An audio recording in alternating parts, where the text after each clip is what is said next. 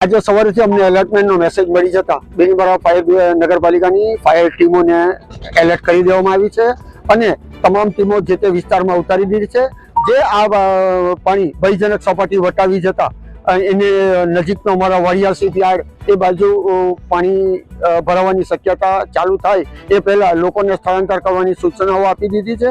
તેમજ માન્ય ધારાસભ્ય શ્રી નરેશભાઈ પટેલ સાહેબ પણ ફાયરની ટીમો સાથે રહીને તમામ પરિસ્થિતિ ઉપર નજર રાખી રહ્યા છે અને જે નીચાણવાળા વિસ્તાર છે એને ખાલી કરવાની સૂચનાઓ આપી દેવામાં આવી છે। સમગ્ર ડાંગ જિલ્લામાં ખૂબ જ વરસાદ પડવાના કારણે અંબિકા નદીમાં પાણી ખૂબ વધી રહ્યા છે।